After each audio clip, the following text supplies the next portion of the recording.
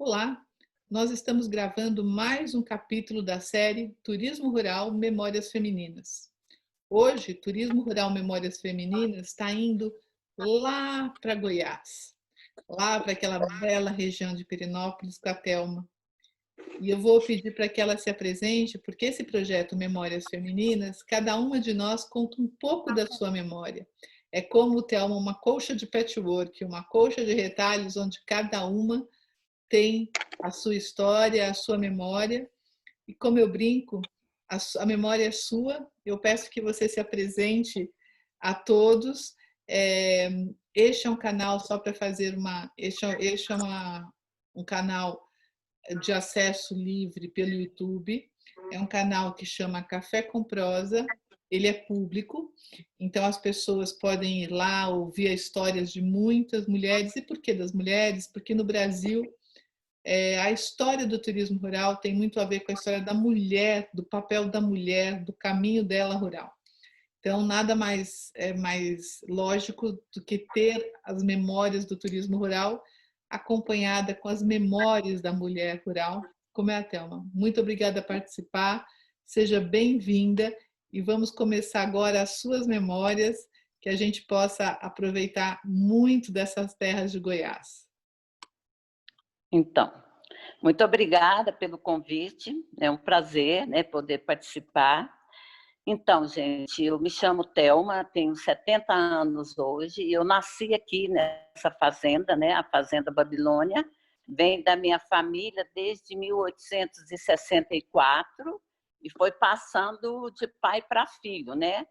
E quando foi em 1997, eu já com meus filhos já adultos, casados, eu já não tendo muito o que fazer, já mais cansada de trabalhar mesmo duro na fazenda, eu senti necessidade de abrir aqui para turismo. Um pouco porque aqui estava já desenvolvendo o turismo em Goiás, né? E a gente muito próximo de Brasília, próximo de Goiânia, e Pirenópolis começando a desenvolver o turismo, e eu ainda não mexia com turismo, eu simplesmente dona de casa. Aí recebia muita gente aqui que vinha sem estar nada programado, e eu com dificuldades até para atender essas pessoas, mas sempre eu atendia, porque me lembro desde criança eu atendo meu pai recebendo turista, porque sempre vinha pessoas para conhecer essa fazenda de 220 anos, né?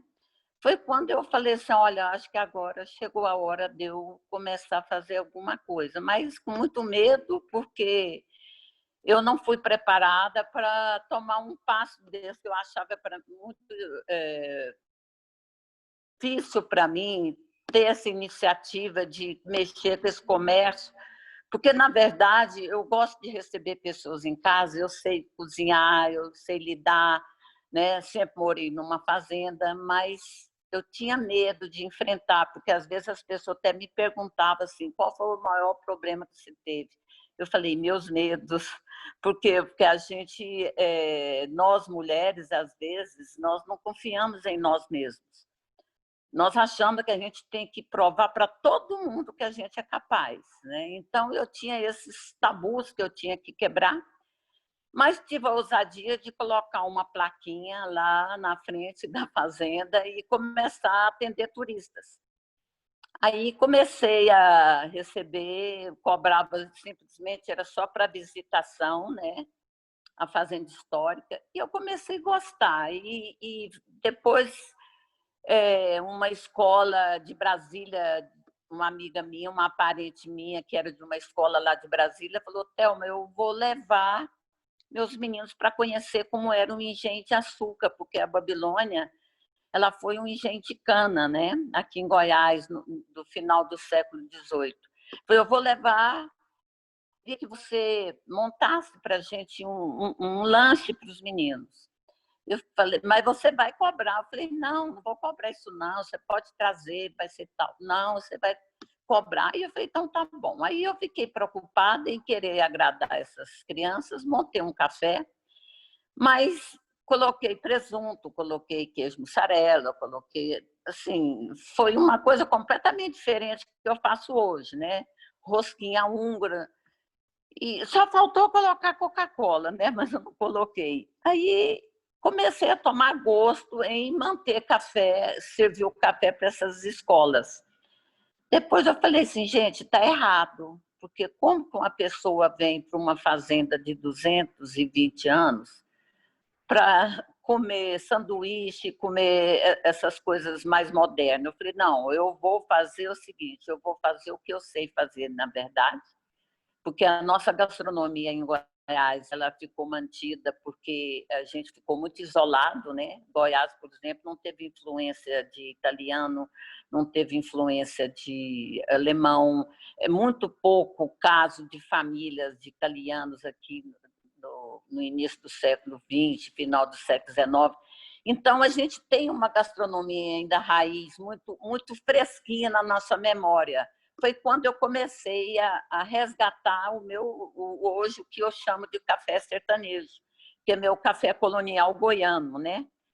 E aí comecei a ler um pouquinho a mais sobre a gastronomia no Brasil e fui buscando essas receitas. A minha mãe me ajudou muito, porque a mamãe morreu com 92 anos, então muita coisa eu também aprendi com a minha mãe e montei o meu café colonial, né? Então, hoje, o que eu faço aqui? Eu faço um trabalho de um turismo, eu não posso falar que é só um turismo rural, eu falo que é um turismo histórico-cultural, sabe? Porque às vezes, eu não uso toda a fazenda no turismo, porque aqui nós temos dois preenchimentos, porque nós somos fazendeiros, nós não temos outra fonte de renda, nós vivemos da terra, né? Então, e eu tenho eu tenho o meu café, o meu turismo, eu monto, sirvo esse café sertanejo. Mas, assim, todos os produtos que eu trabalho aqui é adquirido na fazenda mesmo, por exemplo, o polvilho que eu uso, a carne que eu uso, né? A gente abate o porco aqui, eu faço, por exemplo, a linguiça a gente faz tudo aqui, sabe? Então, montei esse café e trabalho também com turismo pedagógico, porque eu comecei, na verdade, com as escolas, sabe? Mas hoje, no Na final. época, quando você começou, Pirenópolis não tinha esse destaque de turismo que tem hoje, né? Pirenópolis hoje é um destino. Na época, não. Na época, você foi uma desbravadora, não foi isso? Olha, Pirenópolis, o turismo em Goiás começou muito nos anos 80, final dos anos 80, sabe? Princípio dos anos 90. O que me ajudou, que me influenciou muito a abrir a fazenda foi justamente por causa do turismo que já estava surgindo em Pirenópolis, sabe? Pirenópolis começou um pouquinho antes de mim, sabe? Aí, como eu já estava tendo muita pessoa que estava vindo aqui e que não era com planejamento, me pegava fora de hora, não tinha horário, não tinha nada, aí foi que estava na hora de eu me organizar. Isso foi em 97, 98, mas Pirenópolis já estava tendo um turismo, sabe? Uhum. Foi quando eu comecei mesmo a abrir, entendeu? Entendi. Então já existia Cora Coralina, Goiás Sim, Velho. nossa, sim, Coralina ela é muito conhecida, né? Agora, a Coralina é do início do século. Minha mãe conheceu Cora Coralina, né? Então, a cidade de Goiás é lindo, lugar lindo também, sabe? Uhum. E porque Pirenópolis e Goiás Velho, a gente fala Goiás Velho, mas é cidade de Goiás, sabe? As duas cidades são as duas cidades mais antigas de Goiás, né? Porque a colonização, que foram os bandeirantes, né? O famoso Anhanguera, o Bartolomeu Bueno, vieram para cá, eles se estabeleceram no Rio Vermelho, na cidade de Goiás, e uma parte dessa bandeira foi para Pirenópolis, que era chamava Minas do Rosário de Meia Ponte. Ali se estabeleceu a Vila Boa, a cidade de Pirenópolis, a Mina do Rosário, né, de Meia Ponte. Ali estabeleceu o que hoje é Pirenópolis. Então, assim, elas são do mesmo período, de 1724 a cidade de Goiás, 1727 Pirenópolis, entendeu? E Pirenópolis é mais novo do que Goiás. E Babilônia? 3 anos. Babilônia, 1797, mais ou menos. Nossa. Agora, o meu bisavô comprou em 1864. Ele já comprou do primeiro dono, entendeu? Uhum. Já estava em decadência já o ouro em Goiás, né? Porque o nosso ouro acabou muito rápido. E foi ótimo, foi muito bom, porque a gente acabou que ninguém teve interesse de vir para cá, sabe? É por isso que eu falo que a gente manteve muita identidade. Porque assim, igual eu falei na nossa gastronomia, porque tem um antropólogo que ele fala que a verdadeira gastronomia é essa gastronomia que a gente ainda tem aqui, que é a base de mandioca e milho, né? A gente usa muito porque eram os ingredientes que a gente tinha na nossa colonização. O trigo não chegava aqui. Uhum. A farinha de trigo não chegava em Goiás. É por isso que o pão de queijo surgiu no interior do Brasil. O pão de queijo pode ser do interior de São Paulo, pode ser de Minas, pode ser de Goiás, porque assim, o pão de queijo ele surgiu por escassez, por falta de opção, por falta da farinha de trigo. E, de repente, uma portuguesa queria fazer um pão, vamos fazer pão, vamos, mas não tinha farinha de trigo. Entendeu?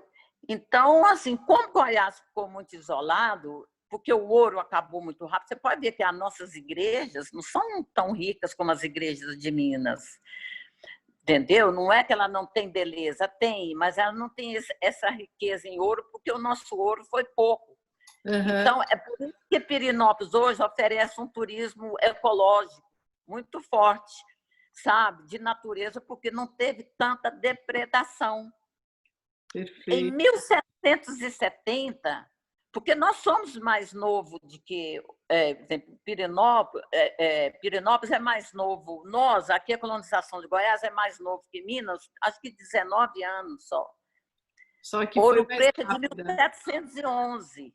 Ouro Preto, Uhum. 1711, entendeu? Goiás Velho, 1724, 13 anos. Só que o ciclo do ouro foi mais curto.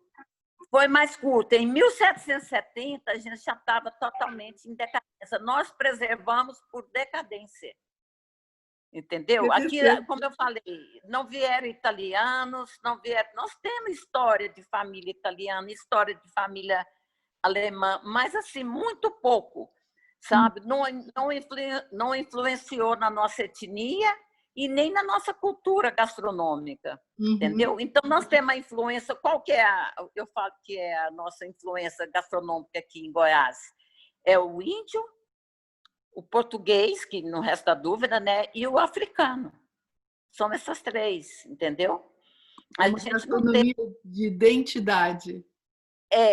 Então, a gente tem, por exemplo, nós temos muita influência indígena, né? Mais do que Minas. Minas, eu creio que tem mais influência, às vezes, africana do que nós, porque como lá teve mais ouro, lá teve mais escravos. Entendeu? Como nós tivemos menos ouro, nós tivemos, entendeu? Menos escravos. Tanto é que o goiano adora pamonha. Milho é uma coisa que nós aprendemos com os índios, né? Então, isso mostra a influência indígena. Por exemplo, tem outras coisas que a gente tem muito a ver também com o índio, né? Que é o piqui, por exemplo. Por que o goiano adora piqui? Porque o piqui nós aprendemos com os índios. É uma coisa que os índios usavam. Então, nós temos na nossa influência muita cultura indígena africana. E a portuguesa não pode também deixar, né, de falar, porque foram os portugueses, né, que nos colonizaram. Então, nós temos muito. Pirenópolis é muito rico em compotas, tudo influência portuguesa, né? Por exemplo, nós fazemos aqui a ambrosia, que é o doce de ovos, é uma coisa portuguesa, muito ovo, né? Que a gente usa. Então, tudo faz parte Você dessa coloca cultura. todo esse conhecimento de origem na tua quituteria, e essa quituteria você coloca, ou seja, todos os teus quitutes têm o porquê, tem origem, tem identidade, né? A tua mesa Sim, é muito rica, é muito farta, a sua mesa é uma mesa realmente de origem. pois é, mas eu sempre falo para as pessoas, falo, gente, vocês vão alimentar da história, porque comida faz parte da história. Você conhece um povo, né? A identidade do povo também está na sua comida, né? E você depende do seu bioma. Você come o que o seu bioma oferece, né? Então, a gente tem essa identidade. Por exemplo, nós usamos muito, por exemplo, você quer ver um exemplo dessa coisa do bioma que eu falo muito? Por que nós fazemos empadão tradicional, Goiás tem Padrão muita cidade. goiano. O empadão goiano, por que a gente usa gueroba? A gente fala gueroba, mas é guariroba, né? Porque a guariroba é um tipo de coqueiro que substitui o palmito.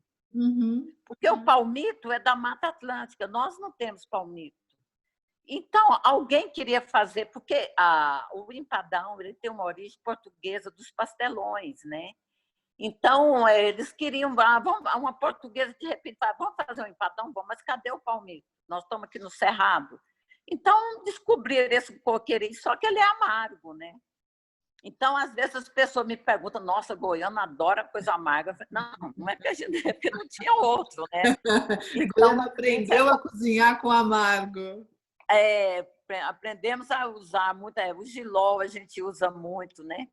E a gueroba, a guariroba, né? Então, é essa coisa que vem do seu bioma. E o Brasil tem 5 biomas, então você imagina a riqueza que é a diversidade que é a gastronomia brasileira, né? Então, mas sabe que esse projeto vai de norte a sul do país e eu estou tendo o prazer de conversar com mulheres como você, com essa cultura e que essa cultura geral, cultura histórica, vai para o prato, né? Vai para a mesa. E é impressionante, o que você está falando é fato. Existem regiões com identidades tão particulares, tão próprias, e você fala sobre o Goiás estar mais longe, né? Na época, o Goiás isso criou uma identidade muito particular, né? A ruralidade de Goiás, o turismo de Goiás é uma coisa muito com identidade, né? Pois é, Goiás. Eu falo isso, às vezes eu falo para as pessoas assim, eu não quero crescer assim nesse sentido, sabe? Né? Para desenvolver muito, porque é muito perigoso isso, porque você perde a identidade, né? Por exemplo, você visita Pirenópolis, Pirenópolis ainda é muito forte a identidade da cidade, porque justamente por causa desse isolamento. Então, assim, muito rica em festas folclóricas. Nós temos festas folclóricas lá de 3, 4 gerações, sabe? Por exemplo, nós temos as Pastorinha, que é uma opereta de Portugal, que é o pastoril, que no Nordeste fala muito dos pastoril, Pirenópolis tem gente que fala as pastorinhas, que a minha avó participou, a minha mãe participou, todo ano tinha que participar. Então, assim, a minha avó, a minha mãe, eu, minha filha e minha neta, quer dizer, são 5 já, 6 gerações. Então, isso é muito forte na cidade. Nós temos as cavalhadas, né, que também foi introduzida pelos portugueses, que é uma coisa, é um fato histórico que aconteceu lá na Península Ibérica, lá os mouros e cristãos. Tinha no Brasil inteiro, no Rio de Janeiro tinha cavalhada no século XVIII, XIX, né? Você lê sobre isso. Por que a gente tem até hoje? É porque nós ficamos aqui perdidinhos no tempo, sabe? Com as nossas próprias festas, a gente longe, né? Na época da colonização, o goiano gastava de 6 a 8 meses para ir voltar ao Rio de Janeiro. E o nosso meio de transporte era a tropa de burro. E demorava. Então, a notícia era vinda pelos tropeiros. Então, lá em Pirenópolis, eles reuniam. Quando chegava um tropeiro, chegava um bandeirante ou um comerciante, assim, me falava, como é que chama? As pessoas saíam vendendo vendendo coisas. Tinha um nome na época. Quando eles chegavam, eles reuniam aquele grupo numa praça, a cidade toda ia para lá para ouvir ele contar as novas, o que estava acontecendo, o que está acontecendo na corte, entendeu? Então, para você ter uma ideia, a história da independência do Brasil, em setembro, 7 de setembro, a notícia chegou em Pirenópolis no mês de janeiro. Tinha 4 meses, setembro, outubro, novembro. Em janeiro chegou um viajante lá, Dom Pedro I gritou independência. Mas mesmo assim, tinha 4 meses. Foi aquela festa, banda de música tocando, fogos. Já tinha 4 meses que Dom Pedro I tinha gritado independência. Então, assim, tudo hoje, muito isolado. Hoje a informação vai mais rápido, né? E falando de informação e falando que você acabou de falar sobre filha, neta, sucessão para essa cultura toda geral, para essa gastronomia de origem, para esse bem receber. Você tem sucessão já? Já tem uma filha ou neta animada? Olha, eu faço muita cabeça da minha neta. Eu tenho uma neta que convive muito comigo, sabe? Então, boba dela, né? Porque eu tenho um potencial turístico enorme, né? Eu faço o que eu consigo fazer, o que eu dou conta. Eu já comecei já com meus quase 50 anos, foi quando eu comecei. Eu acho que eu tive que ter ousadia, né? Como eu falei, não era o que eu fui preparada para casar, ter filho, cuidar do marido, fazer comida e tal.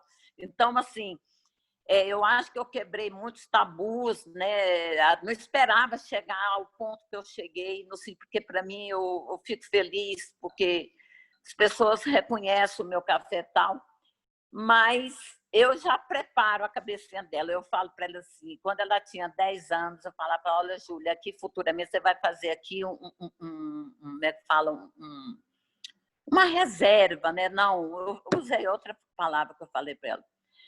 Mas aí, para ela, você vai plantar mais árvore, criar santuário. Você vai fazer aqui um santuário. O que é santuário? Aí eu expliquei para ela e tal. Então, ela já tem essa consciência, né, de que a fazenda tem um tamanho razoável, dá para a gente dividir bem para os netos. Uma parte eles vão cuidar da plantação, cuidar do gado, e deixa uma parte intocável, porque eles vão trabalhar aqui essa parte histórica, entendeu? E eu acho que eles vão continuar, né? Porque é bobo deles, porque hoje eu fico vendo a Babilônia, eu estou nos guias internacionais, sem eu saber. É isso que eu ia falar. Hoje você é reconhecida em muitos lugares, ou seja, não precisa mais criar um caminho, já tem o caminho. Pois é, sabe?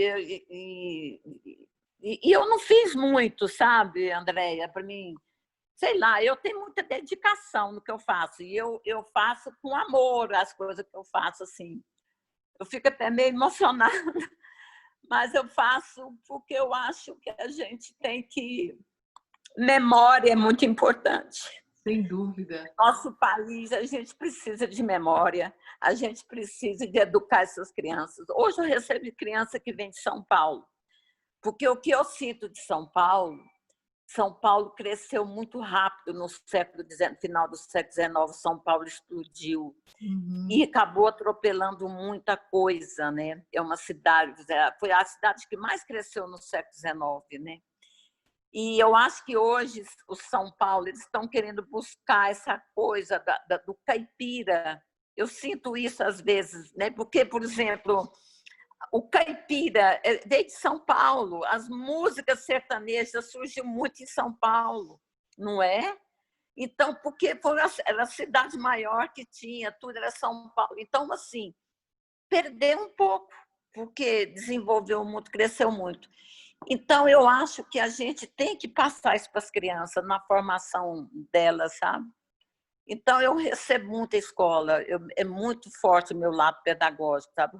Hoje eu recebo, trabalho com o SESC, né? O SESC vem do Brasil inteiro, vem, sabe? E eu tenho recebido faculdades de São Paulo, ensino médio de São Paulo, ensino fundamental também de São Paulo, sabe? Que é longe, né? Thelma, Mas eu gosto muito. dúvida. Você historicamente, como é? Porque o mundo rural que você faz parte, você é uma mulher rural de origem, e o mundo do turismo não conversavam com tanta habilidade, né? Não eram universos tão íntimos como são hoje. Em Goiás, como é que é essa intimidade, como é que esses universos, que ainda hoje não é uma conversa tão azeitada, mas já é bem melhor. Como é que em Goiás começou, porque em São Paulo, da onde eu sou de origem, turismo rural sempre foi sinônimo, assim, o produtor rural que estava empobrecido abria para turismo. Era esse preconceito que estava totalmente errado, porque você vê na Holanda, quem abre para turismo são as cooperativas de queijo querendo público de queijo, né? Quem abre. É. E aqui em São Paulo já era preconceito. Não, abriu para turismo rural é porque empobreceu. E foi muito difícil a gente pular esse preconceito, que era um preconceito burro. Não era nem um preconceito, como se preconceito tivesse inteligência, mas em Goiás, historicamente, como é que foi essa aproximação? Que hoje é uma aproximação muito harmônica. Como é que foi isso? Bem, eu falo justamente essa coisa da gente ter começado depois, nós começamos a aprender com o erro dos outros. Nós começamos a dar valor nas nossas coisas. Nós começamos a ver, porque quando você saía daqui para ir para outros lugares, você ia ver que lá já tinha perdido tanta coisa que nós tínhamos. E nós sentimos que as pessoas de lá estavam procurando, estavam valorizando um docinho de leite feito lá no cachimbo, que a gente aqui, porque até uns anos atrás você tinha a faca e o queijo, mas você não sabia partir esse queijo. Justamente por causa desse isolamento, as pessoas começaram a ver o que estava de errado lá, o que eles estavam buscando, a gente tinha aqui de mão beijada. Era só você valorizar a biscoiteira, valorizar as coisas, o cotidiano, o que nós temos aqui. Você sai de Brasília, você pega um carro, você cai num mundo completamente diferente. Então, hoje, eu acho que as pessoas ficaram abertas para isso, vendo que é importante o que elas fazem, entendeu? Os artesanatos também, em todo sentido. Nós temos agora um caminho, o caminho de Cora. Você já viu falar do caminho de Cora? Eu já ouvi. Nossa, É bonito, mas eu já ouvi falar, mas não sei o informação. caminho de Cora, o caminho de Cora está muito, ainda é novo, uma nova, ainda está muito em andamento, mas já está funcionando. O caminho de Cora é baseado no de Compostela. Foi feito assim, então ele sai de Brasília e tem todo um caminho, você faz ou a pé ou de bicicleta, sabe? Uhum. Então, eles estão passando em tantos lugares tão simples e as pessoas ganhando dinheiro, e essas pessoas simples que ficavam com vergonha de colocar um biscoitinho frito lá, com vergonha de servir uma garapa. Nossa, porque o cara chegou da cidade, nós temos que servir coisas diferentes, não é? Então, essa mentalidade já não temos. Então, assim, as pessoas estão gostando muito porque eles estão pegando a coisa autêntica. Então, essas pessoas estão oferecendo lugar de acampar, oferecendo o pouso, oferecendo comida, e tudo normal do que ele usa na casa. Então, chega lá, ele vê ele preparar o frango, entendeu? Uhum. Então, eu acho que a pergunta que você me fez, nós começamos a ver essa diferença. Por exemplo, quando eu fiz uma viagem com o Sebrae, fomos visitar ali na região de Socorro, aí em São Paulo, nós fomos ver uma reserva lá. E nós ficamos assim, vendo, assim, ele tinha um espaçozinho tão pequenininho, reserva, que nós falamos, e ele assim, encantado, mostrando, só estou dando um exemplo, sabe, assim, para entender. E ele, aquela coisa, ganhando dinheiro com aquela mata, uma mata tão pequenininha, ele ganhando dinheiro e super organizado, aquela empolgação. Falava, meu Deus, o que nós temos aqui em Goiás, as reservas nossas, a riqueza. Então, é isso. É isso que nós temos que valorizar. Nós temos aqui tudo pronto. Nós não estamos resgatando, não. Nós estamos pegando o que nós já temos aqui pronto. Eu não fiz, eu peguei a Babilônia e abri, sabe? Eu não tive que fazer praticamente quase nada. Eu uso a meu fogão de lenha, você entendeu? Eu acho assim, o que você acabou de falar, inclusive, para mim, foi interessantíssimo. Vocês começaram depois e começaram mais harmônicos, porque já tinham visto. É super interessante essa tua fala, isso é uma memória concreta, ou seja, Goiás rural, Goiás do turismo rural, chegou de uma forma já mais azeitada. Você só abriu, né? Nós só abrimos. Por exemplo, aqui não por exemplo, a gente fala hotel fazenda.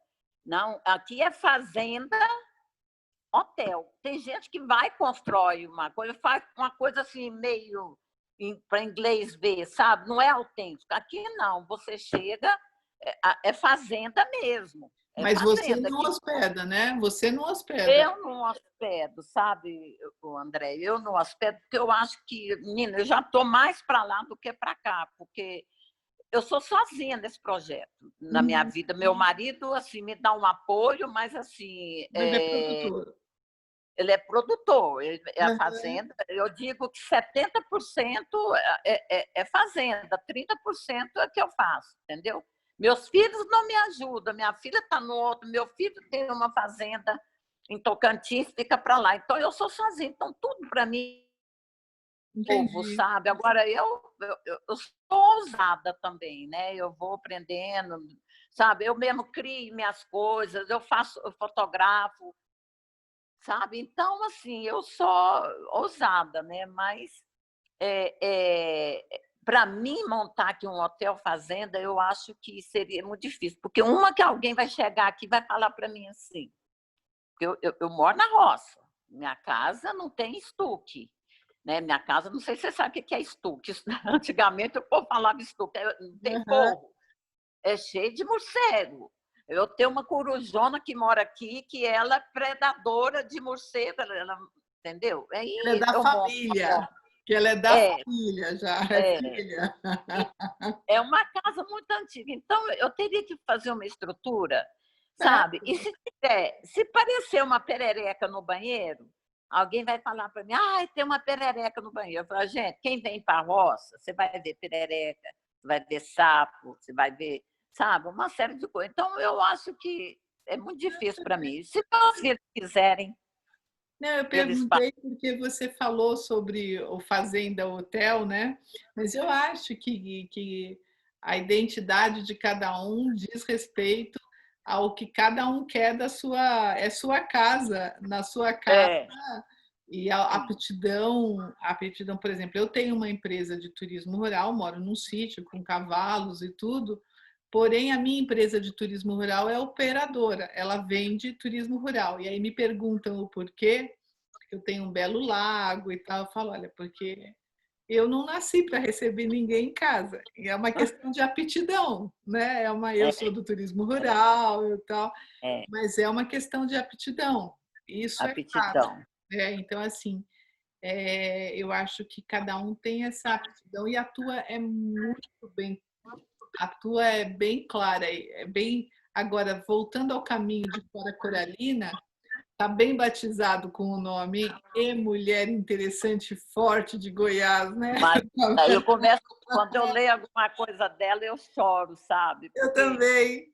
Eu me identifico muito com ela, não sei por causa da minha origem, né? Eu não passei as coisas que ela passou, mas eu cresci nesse mundo, sabe? Assim, vendo minha mãe trabalhar, por exemplo, preparar o porco. Até hoje, por exemplo, eu preparo o porco, né? Às vezes eu costumo dizer para as pessoas que falam para mim assim, eu começo a contar da minha vida, né? Porque eu morei fora para estudar, eu fiquei em Brasília porque a gente tinha essa oportunidade. As pessoas que tinham mais condição na época mandavam os filhos para São Paulo, por exemplo, na época da minha mãe. as pessoas iam para Minas estudar para São Paulo. Na minha época, eu estudei em Pirenópolis até o 9º ano, depois eu fui para Brasília, né? Mas, assim, eu já tive outro esclarecimento. Mas a minha mãe, eu até perdi o que eu ia falar para você. Cora Coralina, por causa que você se reconhece na Cora, né? Eu cresci vendo a minha mãe, por exemplo, preparando as coisas, preparando o porco. Eu destrincho vaca, sabe? Meu marido mata uma vaca de 250 quilos de carne e eu preparo para despesa, muito peão e tal. Mas eu acho a história da Cora, que eu estava falando, né? Ela já... Eu não vivi tudo isso, mas eu cresci vendo minha mãe fazer, sabe? Então... Eu já tenho uma outra história, né? Minha história é para o sul do Brasil, mas a Cora me emociona. Eu acho que eu leio os textos dela, a minha sensação é que eu escreveria igual, sabe aquela coisa assim, nossa, eu entendo o que ela quer falar. Eu acho que a Cora, ela tem esse poder de trazer o papel feminino, né? Isso ela traz com muita propriedade. Uma mulher que refez a vida dela. Eu acho que a Cora... E Goiás, ela canta muito bem os caminhos de Goiás. Eu acho que, como Jorge Amado conta muito bem as terras da Bahia, não ela conta, conte as terras de Goiás como Cora Coralina. E ela mostra o papel da mulher, né? A submissão, né? Porque ela não podia sobressair, né?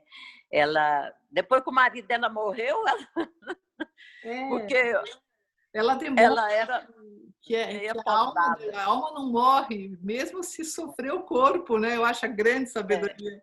Eu acho que Cora traz essa dificuldade que você conta de Goiás, de um mundo ríspido, né? De um mundo duro, que fez mulheres fortes como Cora, você também, que traz essa inovação no turismo rural.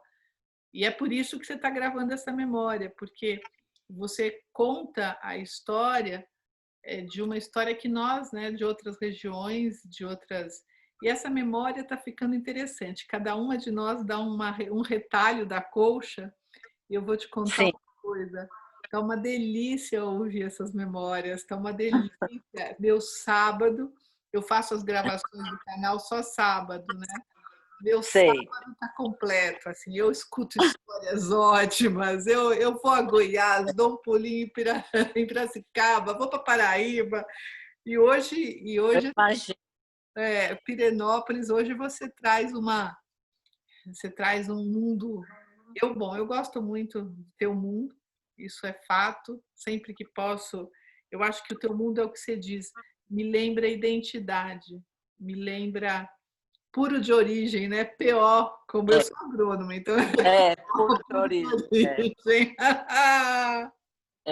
Mas é verdade, a gente carrega tanta coisa de memória, assim, de aprendizado, que às vezes eu vou conversar com as pessoas assustam um pouco comigo, sabe? Pela minha realidade da vida, de ver as coisas. Quando eu estava falando aqui da coisa de destrinchar a vaca, tá? Eu lembrei que um dia alguém perguntou para mim assim, eu falando de preparar o frango, tudo, ela falou, a senhora mata o frango, né? Eu falei, eu mato, mas eu mato com amor. Aí ela virou para mim e falou assim, existe isso? Eu falei, existe. Você já viu como é que é no abatedouro lá, como é que eles fazem para matar o boi, matar o frango? Se eu for assistir, eu acho que eu não tenho coragem de comer. Agora, qual é a diferença? Falou, minha filha, a gente tem um respeito tão grande. Eu lembro, sabe, até hoje a gente faz isso, né? Eu lembro que a gente ia matar um frango, tudo. Minha mãe falava assim, não pode, deixa ele morrer quietinho. Então, enquanto que não morria, a gente não pegava e ia cuidar. Então, existia um respeito pela morte do animal, né? Então, assim, a minha realidade está tão longe, ou então a realidade desse pessoal assim, mais jovem está tão longe da minha realidade que, às vezes até a gente choca, dá a impressão que a gente é uma pessoa má, né?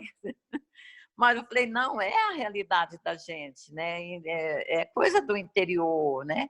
Então eu falo, ó, se tiver uma guerra, sabe, vocês não tiverem o que comer, vocês podem vir para Pra cá, cá, que vocês não vem para morrem de cá. fome, não, porque se matarem.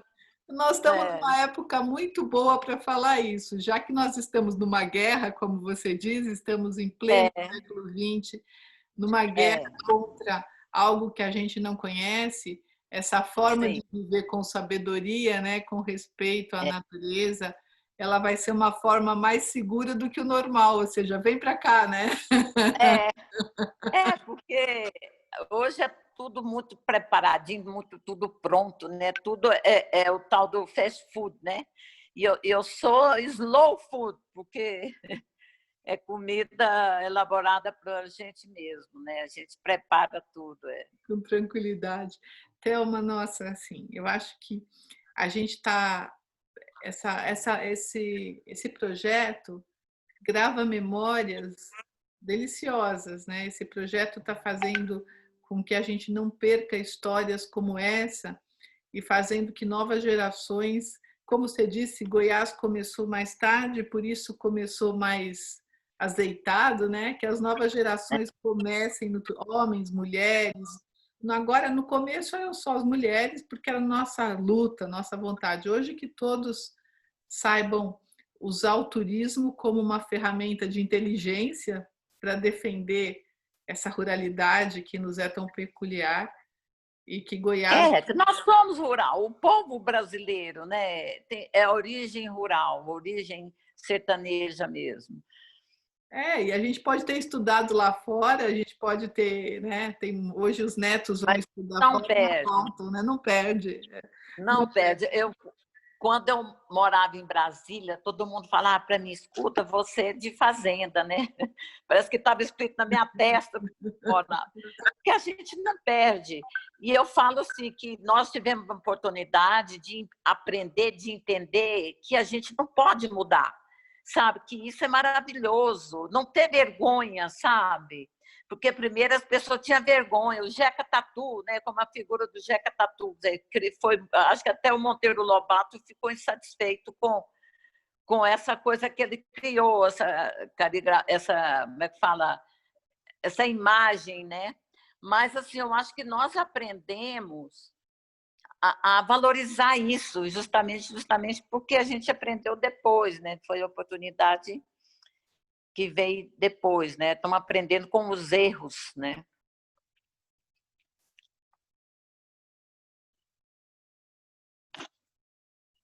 Você está sem som.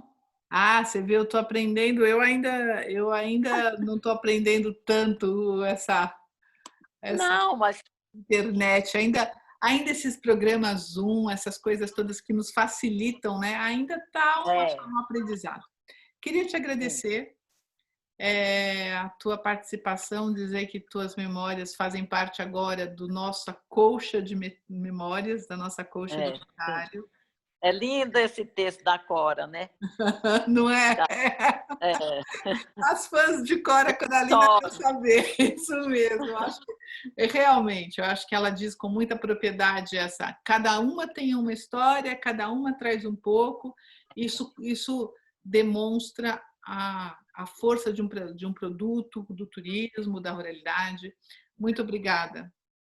obrigada, eu que agradeço. Um prazer te conhecer. Tá ótimo, Até mais. então. Até mais. Beijo.